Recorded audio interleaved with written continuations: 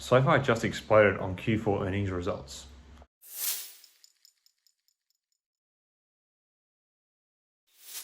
Hi everyone, hope you're doing really well. Today I want to talk about the recent earnings results of SoFi Technologies, ticker symbol SOFI, or SoFi, a leading digital personal finance company, and how the market reacted to the results. Before I dive into the specifics, let's just establish what SoFi does very briefly. That is, SoFi offers a wide range of financial products and services, including checking and savings accounts, personal loans, mortgages, and more. It's a one-stop shop for all your personal finance needs, and it's growing rapidly. That's the key here. Now, starting with revenue, the company reported a total net revenue of $443.4 million for the fourth quarter, which beat analysts' expectations of $426.3 million. This represents a significant 60% year-on-year increase in revenue for SoFi, which is a positive sign for the company, and it is continuing that nice, strong growth trajectory we've seen over the last year or so. In addition to this, SoFi added nearly 480,000 members in the fourth quarter, bringing the total number of members to 5.2 million, a growth of 51% year on year. This growth in members is a direct result of the company's popular checking and savings accounts, which offer relatively high interest rates. This has helped SoFi rapidly grow its deposit base, with total deposits at SoFi Bank rising 46% sequentially to $7.3 billion. Question is, can they keep these competitive rates up going forward?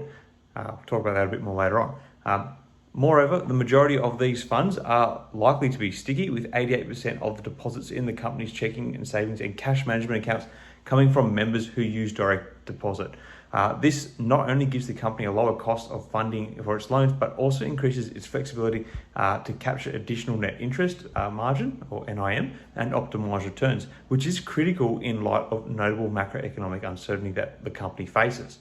These positive trends resulted in the company's net loss narrowing to $40 million from $111 million in this same quarter a year ago, with the CEO, Anthony Noto, stating that SoFi Bank produced net income of roughly $30 million during the quarter. This helped the company's overall EBITDA improve by 58% to $70 million.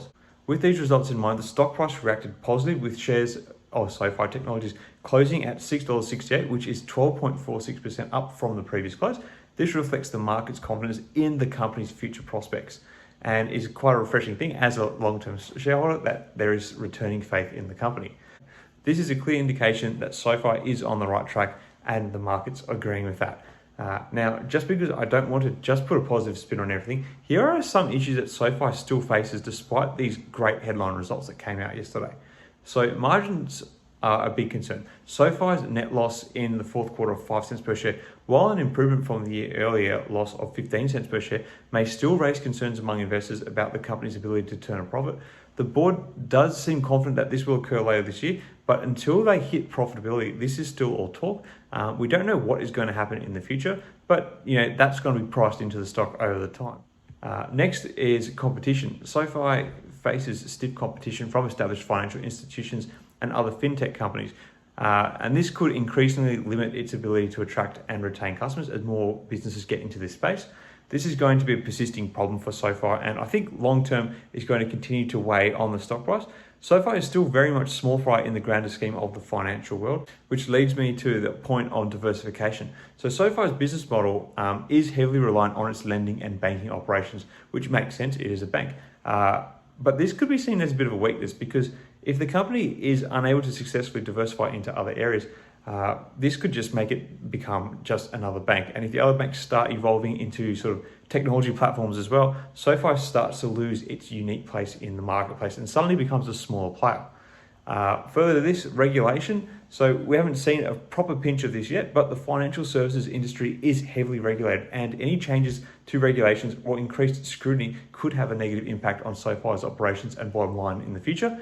They often say banks are one of the most regulated industries in the world, and it is this regulation that has held back big banks from growing larger than they actually have. Perhaps this could be a problem that SoFi may face down the track. Time will tell. Anyway, the other last point worth pointing out is interest rates. So SoFi's success depends on its ability to offer competitive interest rates to its customers, which could be affected by changes in monetary policy and economic factors. They are low at the moment in terms of their lending costs, and reasonably high in terms of savings interest. But will they be able to keep this competitive edge while further growth ensues.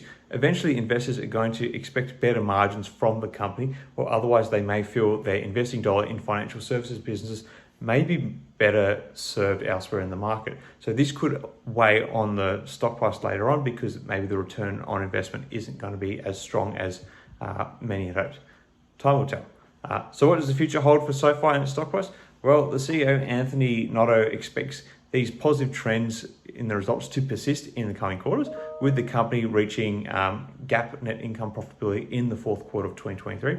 He also expects another year of significant revenue and EBITDA growth, which bodes well for the stock price. So in conclusion, SoFi's earnings results were incredibly positive, and the market reaction has definitely reflected that. There's still a bright future ahead and a strong growth trajectory, I believe, with this company. I wouldn't be surprised if we see the stock price continue to rise from where it is now. Of course, it's always important to do your own research and consult a financial advisor, but based on the information we have, SoFi seems like a good company to watch, and which is why I'm in the stock. Anyway, let me know your thoughts on SoFi and their latest earnings.